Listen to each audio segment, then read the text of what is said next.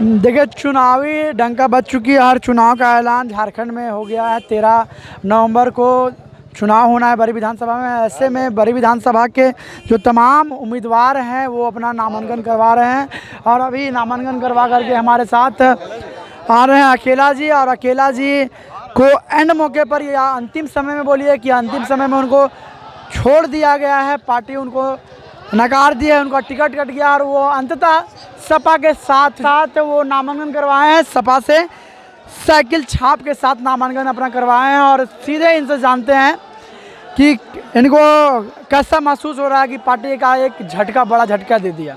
और हमको आपने शमूल किया और जहाँ जिस विधानसभा में हम राजनीति करते हैं, जिस विधानसभा का विधायक हुआ हूँ, वहाँ भारत के प्रधानमंत्री आने के बाद भी मैंने 13,000 से विपक्ष को हराया।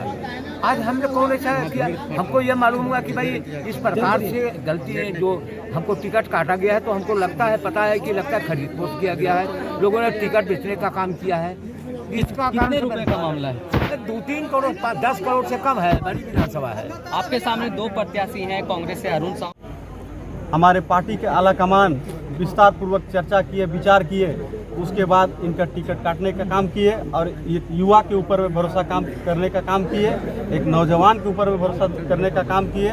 तो मैं यहाँ के जनता के जो भरोसा है उसको मैं टूटने नहीं दूंगा और जो यहाँ के जनता को परेशान करेगा, तंग करेगा, उसको मैं बकसने का काम नहीं करूँगा। सर, 30 वर्षों तक 2 मठाधीश है राजनीति की, उनकी शासन चली है। आप देखिएगा, कभी मनोज यादव जी आते हैं शासन में, उनका कार्यकाल ठीक नहीं रहता है, तो दूसरे पार्टी से अकेला जी आ जाते हैं, उनको यहाँ की जनता चुन लेती है। फिर इनका शासनकाल ठीक नहीं रहता है तो फिर मनोज यादव जी आ जाते हैं। इस तरह अदली बदली चल रही है। इसको देखते हुए हमारे पार्टी के आला कमान ने भी भरोसा किया एक नौजवान के ऊपर में कि यहाँ पर जो शोषण जनता के साथ हो रहा है, भाई भाई को लड़ाने का काम किया जा रहा है। आप देखिएगा चौपारण में किस तरह का मामला हुआ। यहाँ पर शांतिपूर्ण तरीका से यहाँ के जनता रह नहीं सकती है। जब मैं आ जाऊँगा तो यहाँ पर जो जातिगत इस तरह का टिप्पणी होता है उसको ख़त्म करने का काम करेंगे। हमारे साथ में हिंदू, मुस्लिम, सिख, ईसाई सभी जाति धर्म के लोगों को एक प्लेटफॉर्म में लेके चलने का काम करेंगे हम। तो क्या आप मानते हैं कि ये यादव वर्सेस वैश्य की लड़ाई है? नहीं, यादव वर्सेस वैश्य की लड़ाई नहीं है। ये 2 विधायकों की कुकृतों की और यहाँ के जनता के ऊपर शोषण की, आज़ादी की लड़ाई है। और इस लड़ाई में यहाँ की जनता है और जनता ही लड़ेगी और जनता ही जीतेगी। आंगन को छोड़ के कमाने के लिए बाहर जाना पड़ा। मुझे लगता है कि बरी के 100 में 99% घर, चाहे उनके पैसे हैं या नहीं हैं, उनके बच्चे पढ़ाई या कमाई के लिए अपने बूढ़े माँ बाप को छोड़ के बाहर जाते हैं। और जब वो कमाई के लिए बाहर भी जाते हैं और आते हैं, जब एक बच्चा पैदा करते हैं एक अभिभावक, तो उनको लगता है कि हमने अपने बुढ़ापे का सहारा पैदा किया है। लेकिन जब उनको दवा, आप उनको देखभाल तो छोड़ दीजिए, बुढ़ापा में जब उनको दवा की ज़रूरत होती है, हॉस्पिटल की ज़रूरत होती है, तो उनके बच्चे उनके पास नहीं होते हैं। और जब बच्चे आते भी हैं तो उनको मुख अग्नि देने सीधे आते हैं और घाट पर आते हैं। तो इस समस्याओं से मैं खुद टकराया हूँ और मैंने ये सोच कर निकला, संकल्प लेकर निकला हूँ कि यही इसी माटी पर, अपनी माटी पर पढ़ाई और कमाई की पूर्ण व्यवस्था कैसे हो। बरी की जनता ने एक बार बरी का बेटा चुना था तो बरी अनुमंडल बना। इस बार बरी के जनता ने अगर दूसरा बेटा चुनेगा तो बरी जिला घोषित होगा और बिजैया ग्राम प्रखंड में तब्दील होगा। साथ ही आज 80 साल होने वाला है। आज 4 ब्लॉक में आप पता करेंगे, मैं खुद तिरुवा कर्मा से बिलोंग करता हूं।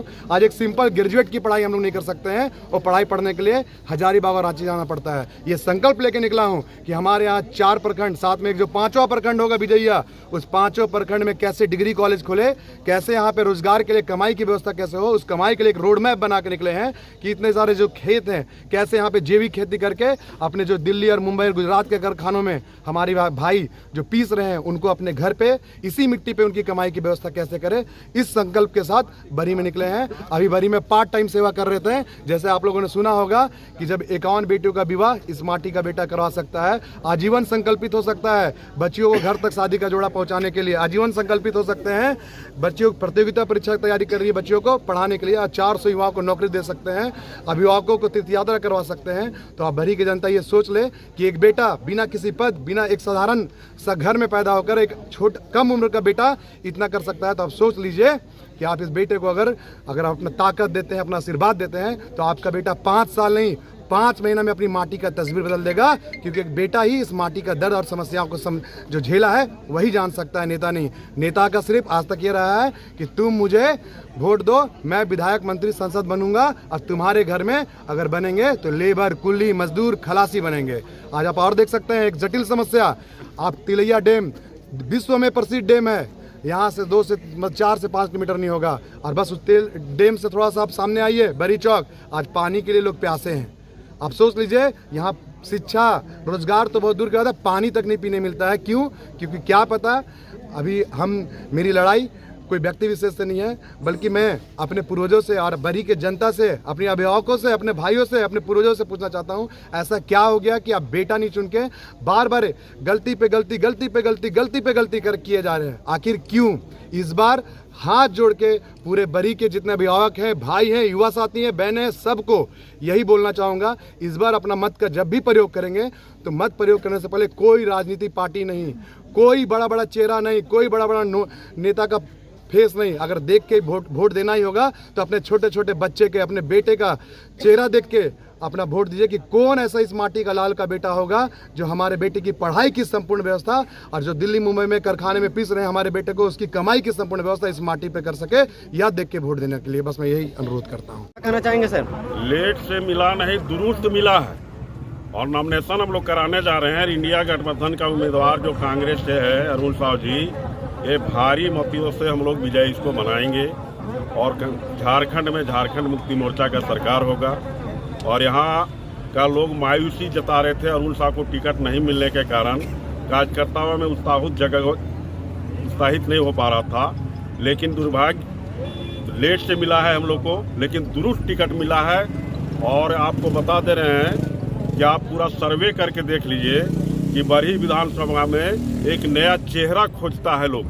ये दोनों चेहरा को, जो दोनों बूढ़ा हैं, दोनों थक गए हैं, अब नया और जवान और नया चेहरा लोग खोज रहे हैं और नया शक्ति खोज रहे हैं। अरुण साहू जी परिवर्तन कर पाएंगे? अरुण साहू जी परिवर्तन हो ही गया। आज ही देख लीजिए परिवर्तन। 10 घंटा भी समय नहीं मिला हम लोग को और 10 घंटा में देख लीजिए अरुण साहू के चाहने वाले कितना हैं। सर, नारा सब लगाना चाहिए। सिटिंग विधायक का टिकट कटा और अरुण जी को टिकट मिला है, ये विधानसभा को किस तरह देख रहे हैं चुनाव को? देखिए, इस बार पूरे बरी में परिवर्तन की लहर थी और इसको आला कमान समझा और उन्होंने यहाँ पे परिवर्तन किया।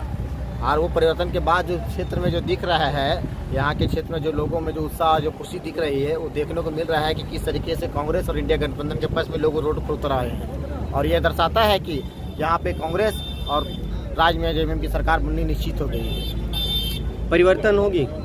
बिल्कुल परिवर्तन होगी, परिवर्तन होना है। ऐसा कहा जा रहा है कि त्रिकोणीय भी हो सकता है चुनाव। ऐसा कुछ नहीं है, आप समीकरण को देख लीजिए। और हम लोग के पास कांग्रेस जिस तरीके से, रमेश सोरेन जिस तरीके से बीजेपी पार्टी जनता और भी कई जनकल्याणकारी योजना चलाए हैं, उसका सीधा लाभ कांग्रेस प्रत्याशी को मिल रहा है। और कोई एक पक्ष है, कांग्रेस बनेगा।